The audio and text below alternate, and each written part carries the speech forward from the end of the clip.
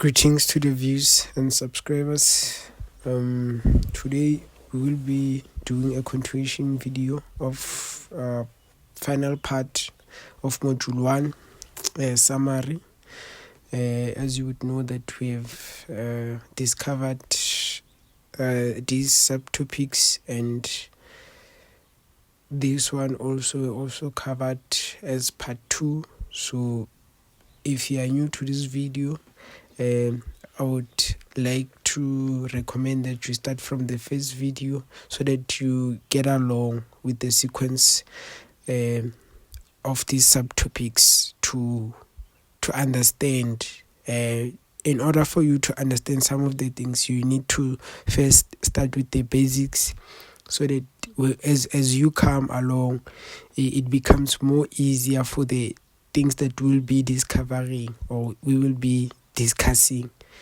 So we have already discussed these subtopics on part 2. This was part 1 and this part 2, and now we are on the final part, which I will be specifically focusing on this subtitle.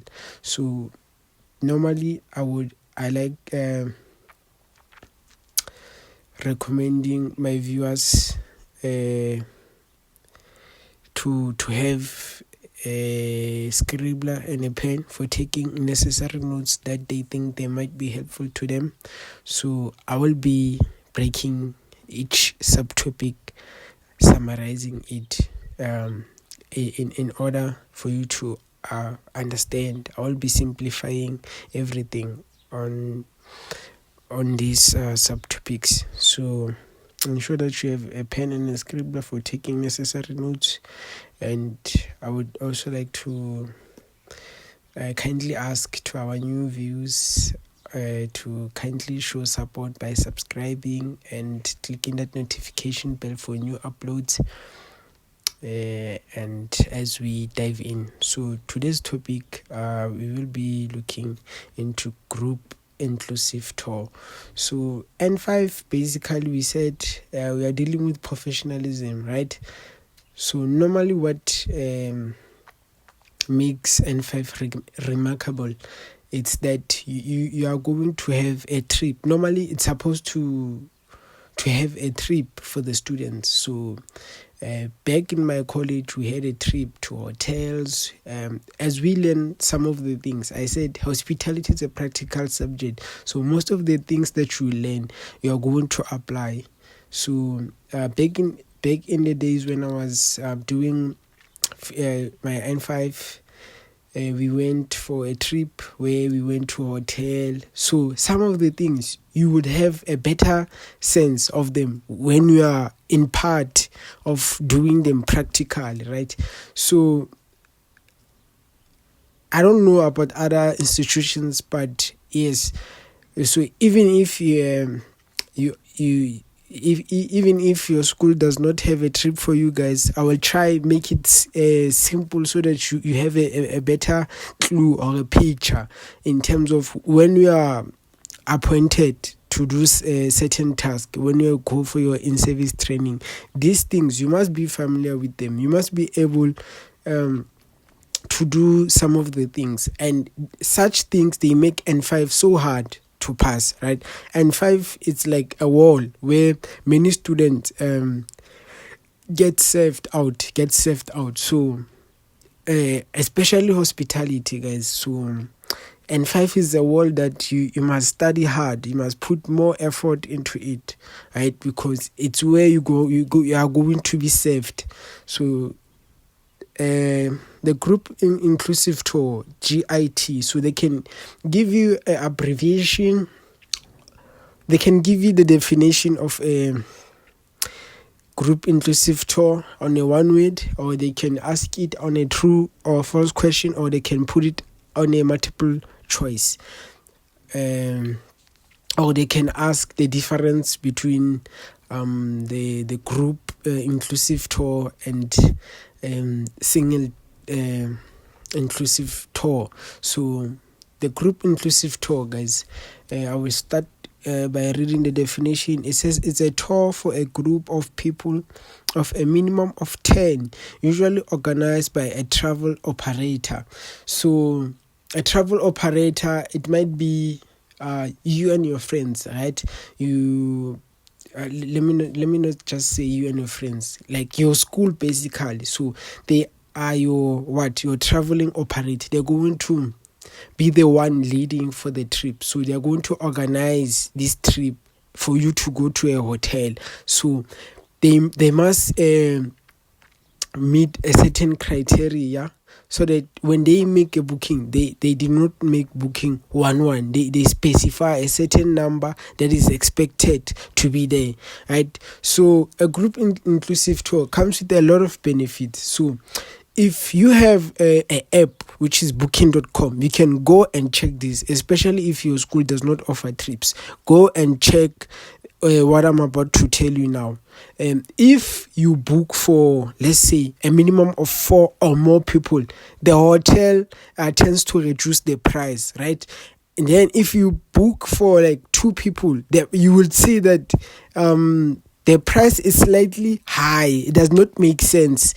Why, if you book for 2 people, it does not decrease, but rather it's under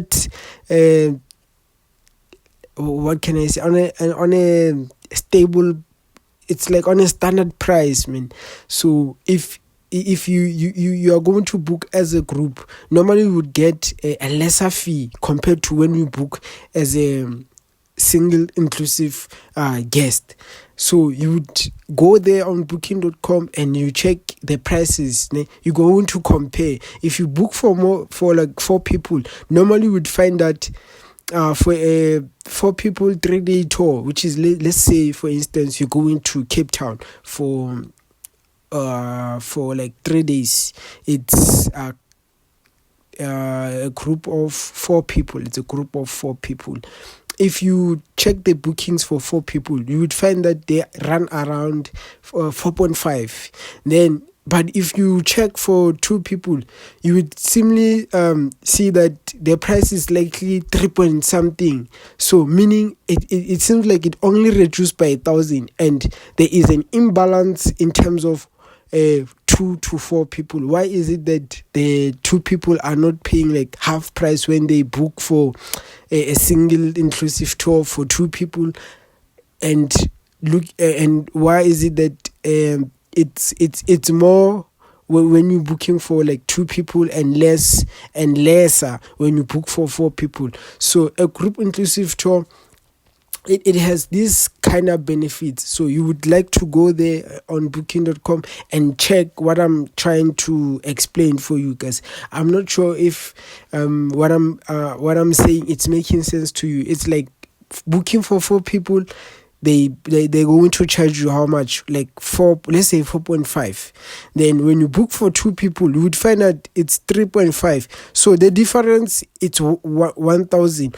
Why is it more when you book for 2? Why is it's slightly like more when you book for 2? Because if you were going to book for 2, you would end up paying 7,000. But if you book as a group of 4, they give you what? A price of 4.5. So group inclusive tour, it's a benefit of a group in terms of their bookings. These kind of agencies, they do offer exclusive perks for this kind of people. If you come with 10 people, your prices are slightly to reduce, rather than when you are going with your partner or alone, right? So it's like a group has a certain percentage that is going to be reduced because of it's a group. It gets a certain discount.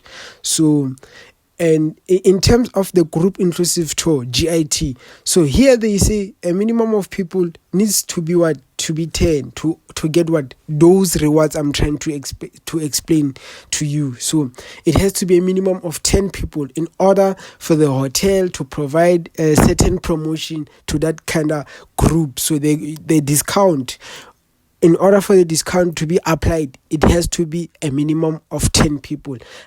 As I said, rather booking one, it will cost more than when you book for a group tour. So single inclusive tour, it costs more when you booking as a group. So it will cost more compared to when you book as a group. So if we were to book for everyone and make their own bookings, it will eventually be higher. So the price will eventually be higher. It will be more expensive than booking as a group. So booking as a group, it's sort of a benefit to the group, sort of benefit the group in terms of the reduction, in terms of the percentage. So a group thing comes with benefits. So GIT refers to those kind of groups that are enabled to get those kind of promotions, but they differ in terms of the groups. But Booking.com starts with 4 people. You can go check, compare the prices if you are booking for like 4 people or 6 people, then come back and book for them try to check the prices. If you were to be booking for 2 couple or one, you would see a slightly difference. You will see that if you book one, it will cost more, but if you book as a group, it costs lesser, right, compared to booking as a group. So you just have to know that in terms of the group inclusive tour, you must remember that it has benefits. The benefits are what I was trying to explain to you guys, to make it make sense that as a group we get a discount, but as a solo perspective, or as a solo partnerships, we will eventually be paying more because you are not a group. So ensure that you know the abbreviation when you see GIT. Sometimes the examiner can just ask you to give the abbreviation, then explain. So it could be a mark of 3 marks. For explaining, they can give you 2 marks. For giving the abbreviation, they can just give you 1 mark. So you must be able to know what GIT stands for. If they say give an abbreviation of GIT, you must be able to tell what GIT is, and then 2 marks for explaining. So what is GIT? GIT is a tour of a group of people with a minimum number of 10, usually organized by the operator. For the fact that you have included a minimum number of this kind of people, they're gonna give you mark. No matter you say the minimum of 5 or minimum of 10, for as long as there's a minimum number, then you eventually get a mark. So you're going to get your 3 marks, guys, just like that. So a search engine CEO, a search engine optimization. So it's a process to improve the quality and quantity of traffic to a website. So for a search engine optimization, how can I explain this thing? Okay, for you to find this video, you should you could have gone to Google and searched hospitality. Automatically, the search engine will recommend my video. When you go to videos, the first thing that you are likely to see are my videos. When you search for hospitality, are my videos. They're going to be recommended to you. So same thing as a hotel. If you're searching for a hotel nearby beach, so they are slightly going to recommend you South Beach Hotel, North Beach Hotel. They're going to recommend the nearest hotels from the front beach, right? Because you are searching for a hotel that is nearby beach, so beach view. So they are likely to give you the first front hotels that are nearby, whether it's South Beach or North Beach. So they're going to recommend the first ones. Same as when we search for hospitality, they are highly going to recommend my videos to the people that are searching for what hospital. Even if you can say hospitality, not necessarily a native hospitality. My videos would be listed in part of the hospitality videos, because when I upload my videos, I indicate that these are hospitality videos. So automatically, everyone who's searching to learn hospitality, they will recommend my videos in terms of the YouTube. So in terms of the YouTube reference, it will refer to my videos. Google will also recommend my videos to people that are searching something related to hospitality. So that's all I can explain about search engine. I hope it makes sense that if we're saying a search engine, a CEO, it's something like a reference. It gives a reference, man. It will redirect you to many people. It will redirect you to anything that has to do with that topic, right? So if, for instance, you search for swimming pools, it will recommend nearby swimming pools around your areas. So you can just go on Google, search for places where I can do my hair. It will recommend places that are around your area. So search engine, it certain like looks for anything related to the key points that you have searched, that you have entered, right? So what is social media, guys? So social media, it's a website and application that enable users to create, share content, and participate in social networking. So social media, you can't say social media is Facebook. You can't say social media is WhatsApp. They know that, right? That when you talk about social media, we're talking about those apps, TikTok, everything that has to do with what social networking, because we will be socializing in terms of networking. We are not socializing directly, physically, not direct physically, but we can be having conversation directly through WhatsApp, through TikTok, but you are not physically. So social media, the term they might ask it's always I think most of the time it's always there. You can just predict that the examiner might put it there.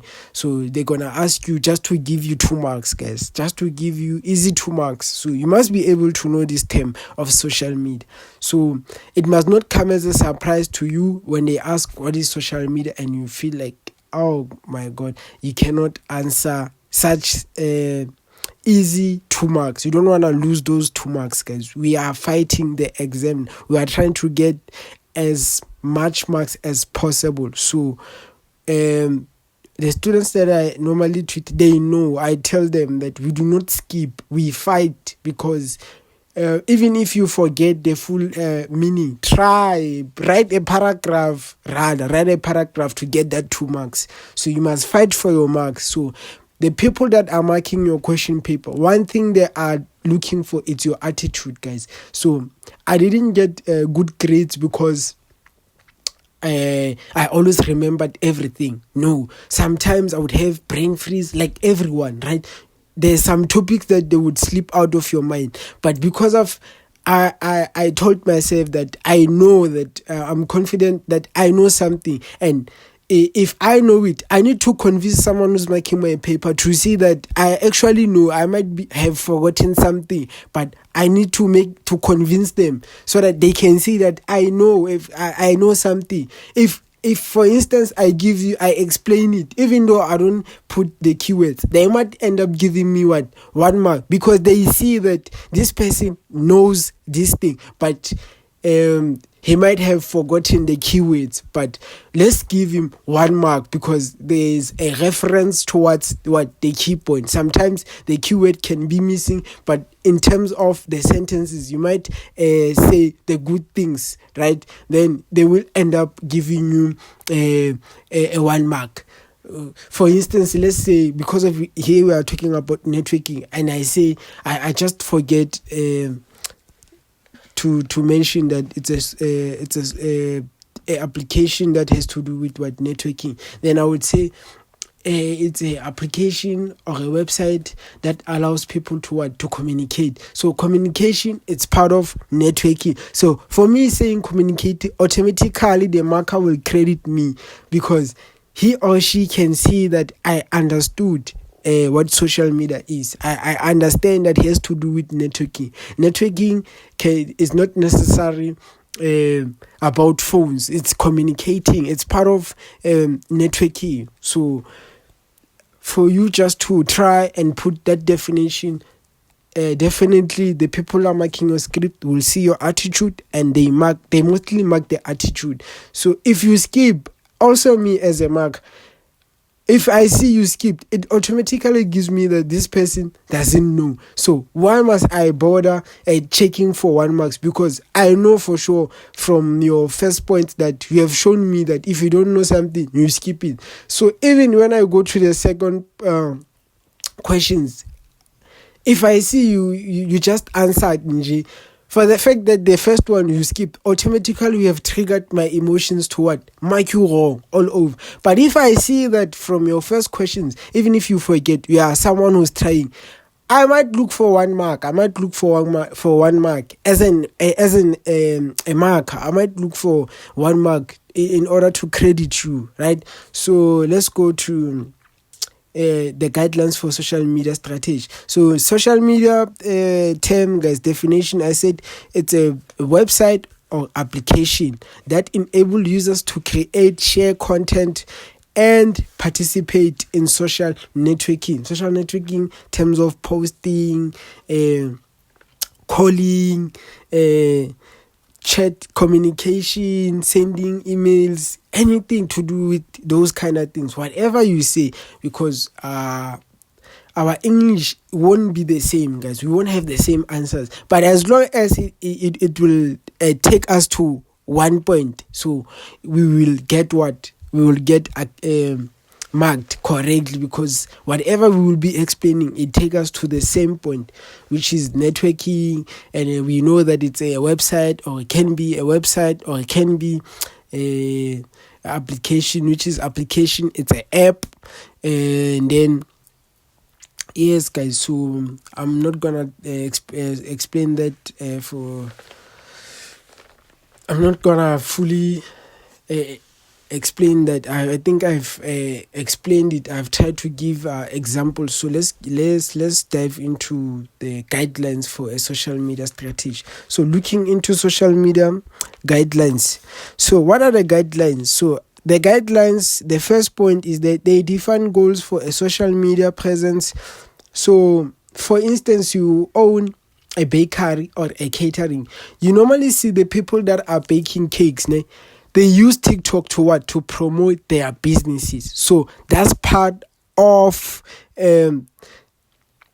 pushing towards your goals. So what is the goal? The goal is to get customers. So by you sharing your content, preparing seafood boil, preparing fried chicken, so you are pushing towards people buying your product online. So you are pushing for people buying your products online. So that's the whole point of you using social media, right? So these are the guidelines for a social media strategy. Strategy, it's ways you could be smart about using some things, right? It's planning. It counts a lot of things when it says strategy. So it contains a lot of things. So you are trying to convince people by not convince them by saying buy my products, but you are advertising for them to see your work, and once they see your work, they will buy your work, guys.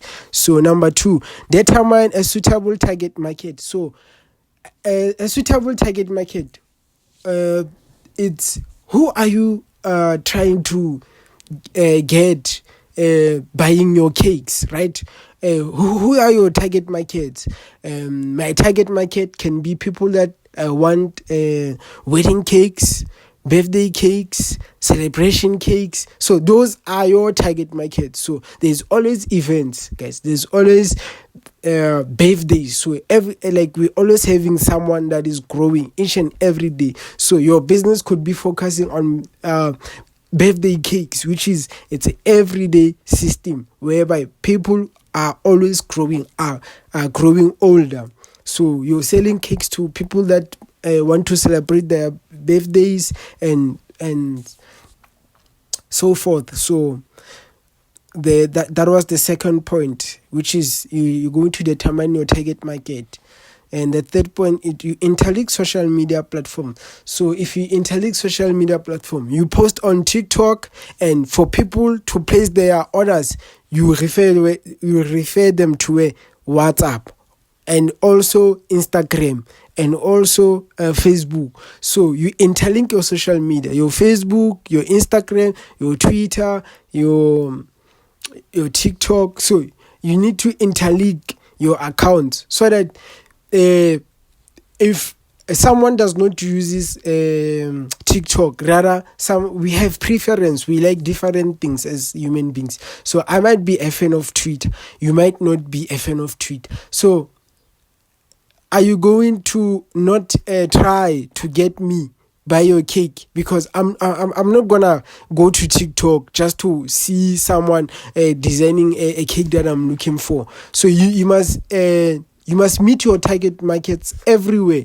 in every social platform. So for instance, me, I'm your target. I'm on Twitter. So you know that on Twitter I will have about 10 customers, on Facebook 5 customers. So that's where that's why we say you need to interlink, so that when you share content, also the people that are on Twitter gets to see your work. People are only interested in using Instagram gets to see your work. People that are only interested in using TikTok gets to see your work. So that's how interlinks it's best defined. So connecting all your social media platform and sharing your content through all of them. So the benefits, sorry. So the fourth point is crossed post on social media platform. So I said the third point, you're going to interlink your social media, you're going to connect all your social media. Then number 4, you're going to cross post. When you cross post, I said you post from TikTok. If you upload content, you're gonna upload your content on TikTok, on Facebook, Instagram, Twitter, so that people that might not be using other social media platforms, they can easily find you on every platform, on their platform which they normally prefer. As I said, I might prefer using Twitter. So you also want to find me on Twitter, right? Because I will be your customer. So you must be able to cross post. I must see the updates that you have posted on your Facebook, because I'm not a Facebook fan. I must see the post that you have posted on Instagram. I must see whatever update that you make. I must also get to see it on Twitter, because why? I'm not someone who often likes going to Instagram or often likes using Facebook or TikTok, but rather I'm a Twitter fan. So I must able to see your work from Twitter. And then the last point is take advantage of the paid advertising on the different platforms. So paid advertisement on different platforms. So this can help you expose your product to a larger scale of target market. So instead of you posting your videos on TikTok and getting around 10k views, a probability will be out of that 10k views, you are likely to get 5 or 3 orders, right, from 10k. So let's say if you try and increase the number by paying paid adverts, which is maybe the TikTok might say pay us 50 rand, we will double the views, we will give you 100,000 views instead, rather by giving you 10,000 views. So automatically you know that if your content reaches about 100 views or 100 users, you are more likely to get around plus five more orders. So basically, you can get around 25 orders from 100k views. So automatically, you know that, oh, when I post for 10k, this is how many orders I would normally get. But if I post for around 1 million, it means I would get more orders. So it refers to that. And then the benefits of social media strategy. So be careful of the two. Sometimes they might ask you the guidelines, then the next thing they ask you the benefits. So the guidelines are those things. A guideline, it's like you are guiding me how to use social media, right? I'm guiding you that create different social media platforms so that people on TikTok can find you. People who are only using Twitter can find you. That's me guiding you. That's a guideline. So I say interlink your social media. It's me guiding you. Connect all your social media so that when you post, it becomes more efficient in terms of keeping on with your post. So what people are seeing on Facebook is what people will be seeing on the other side, right? So guidelines, you are guiding someone, guys. So when they say guidelines, you are guiding someone how to best use a social media strategy, right? So you are guiding them. You can pay ads to get more numbers in order for you to get more orders, right? So more numbers means more orders. So it's guiding someone. Take it as if you are guiding someone who wants to operate a cake business, so wants to sell a cake business.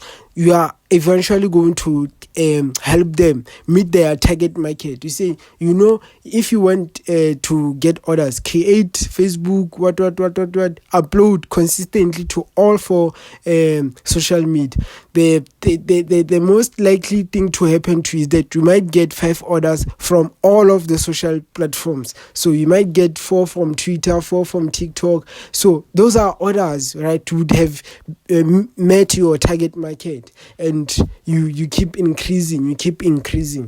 And then the benefits are the good things that you would get for doing that. So what are the benefits? What are the good things that will come with you doing that? So it will increase the awareness and exposure of the establishment. So because of, I said, you post on all 5 social media platforms, and then on Facebook, I buy your cake, right? So automatically it gets exposure, because the chances are I might recommend your cake to someone else, right? Go check Span Ban Ban on Facebook. He says this thing because I find you on Facebook. So I'm going to recommend the person that will be asking me, where did you buy the cake? It was good. So I'm going to say, no, I bought it from B2B cake bakers on Facebook. I think they're also on TikTok. So I already expose your business, right, to a larger target audience.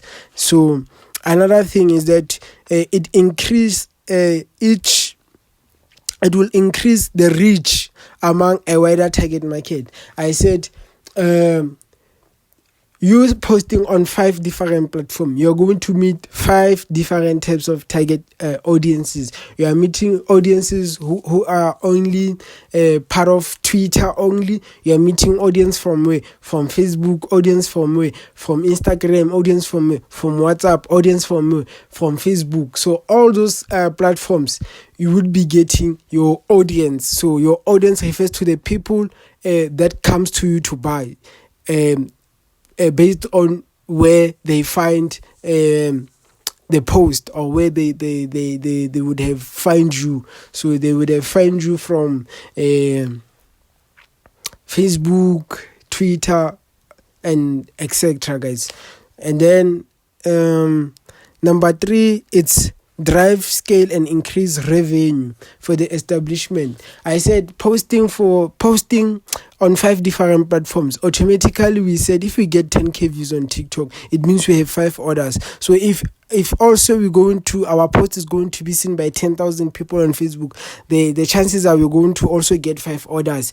And if we're going to also get 10k views on Instagram, the chances are we are going to get 5 orders. So you already can see how many orders we are counting. So automatically we will having more orders, which will give us more money. Revenue, it's money. So revenue, it's income, guys. So another point is that enable interaction and a two-way communication with customers.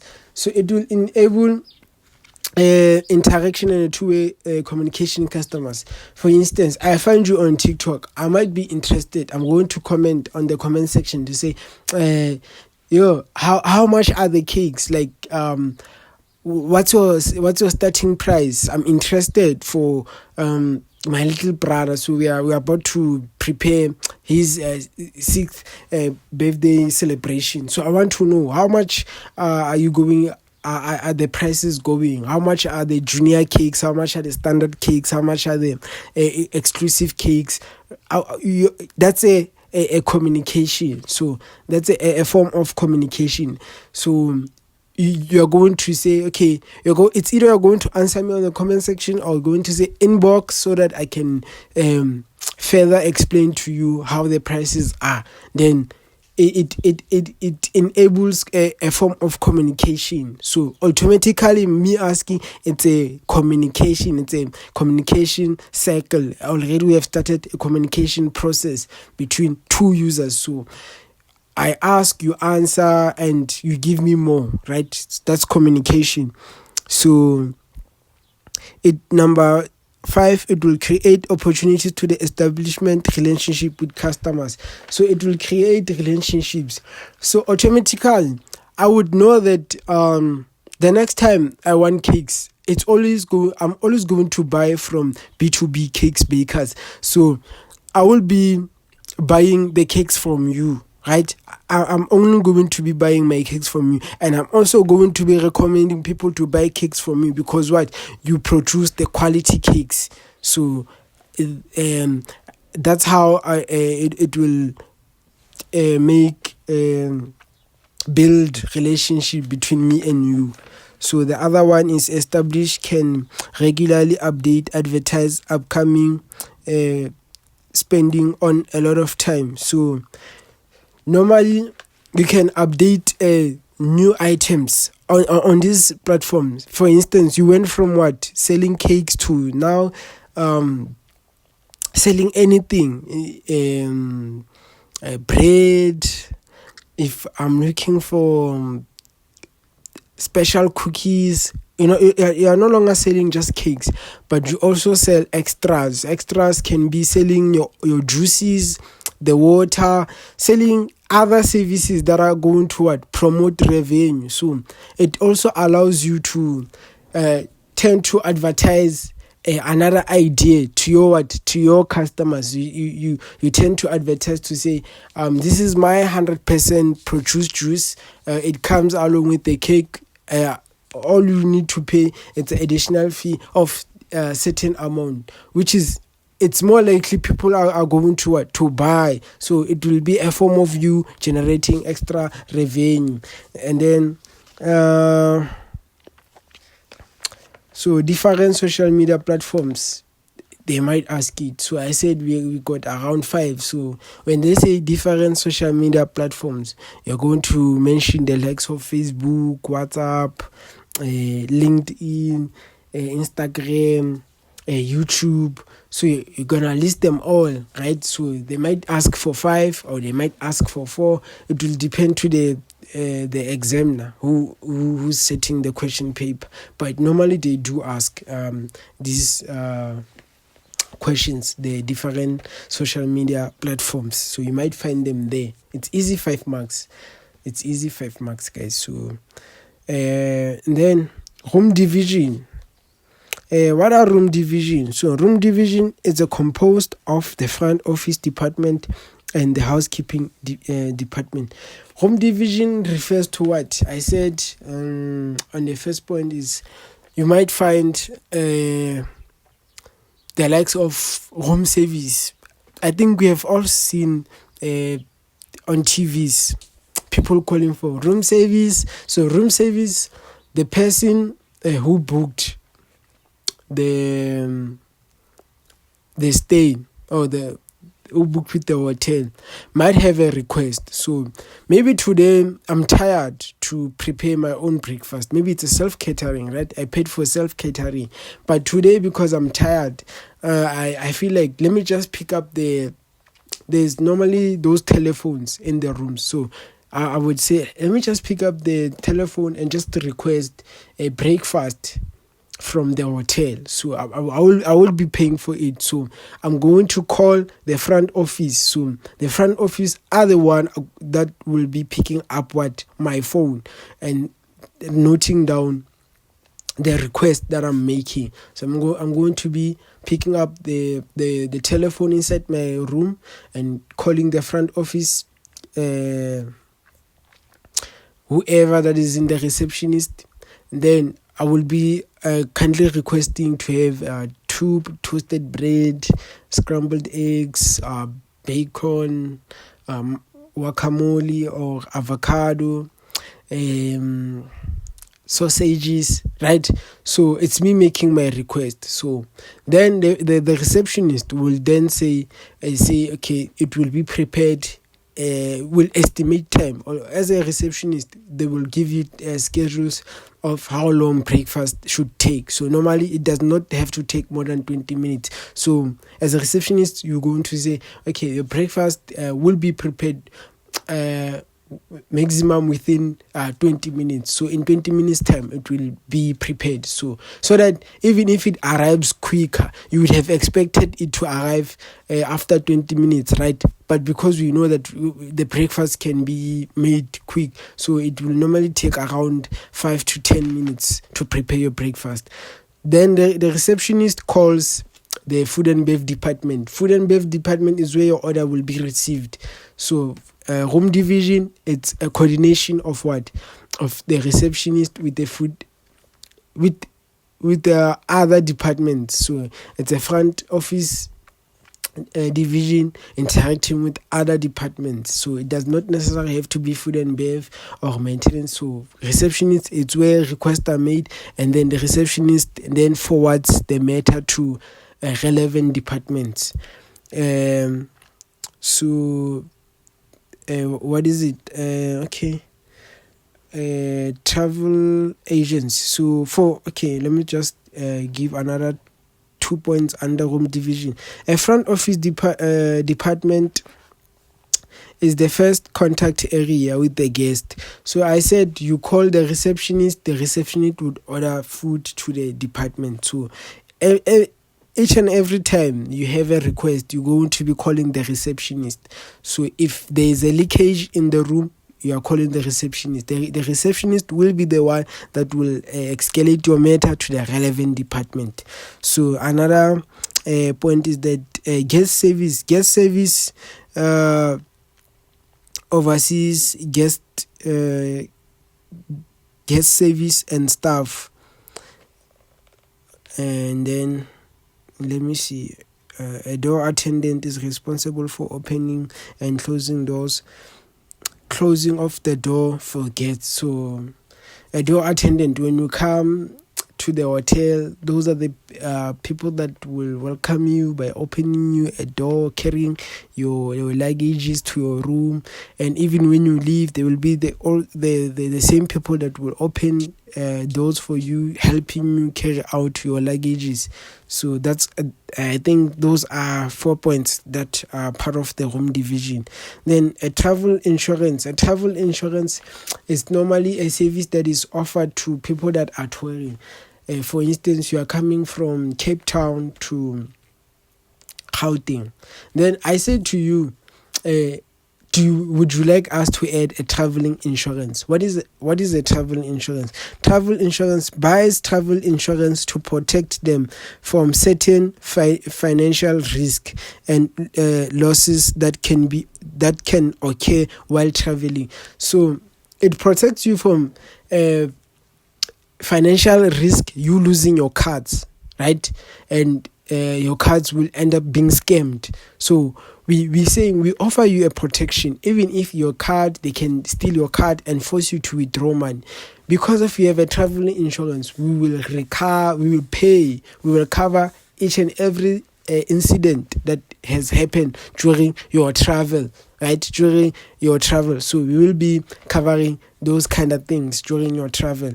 So, and if you lost, let's say, a suitcase, your suitcase gets lost, and then the chances are you are going to you need to claim the items that were inside the suitcase, so that the travel insurance can buy them back, so they can repay them. So that's a best simplified term for travel insurance, in order for you to understand what a travel insurance is. As you go to hotels, you would find these things, and you will see them practically. Or when you're trying to book, it's also there. It will be included. Would you like some traveling insurance? Then you get to decide yes or no. But it comes at the fee. So the problem is you're going to pay. So sometimes you are likely going to pay and you're not going to lose anything. And the money that you paid, it won't be refunded, because you paid for what? For insurance. And then a car hire, you get from the airport to the hotel. We offer you what? Our cars, so our shuttle services. So there are the likes of our car hire is that you would have a transport that will deliver you to the hotel, and whenever there's a place that you would like to go, you just request for your shuttle services. So it also comes at the fee, guys. So I think we have reached the end of module 1. So I will be soon posting module 2 and all modules. I will soon be uploading all modules. So ensure that you subscribe to be updated when I release part 1 of module 2. And you can also show us some love by subscribing. And if you have any questions, guys, we have a group link on our profile. You just need to go to our profile and click the link, join the group. So the group is for free. And if you have interest in terms of our tutoring services, the screenshot, the flyers would be shared at the end of the video with you, and then you would contact the person directly in terms of the inquiry or the tutoring request. So we will see you guys in the next video.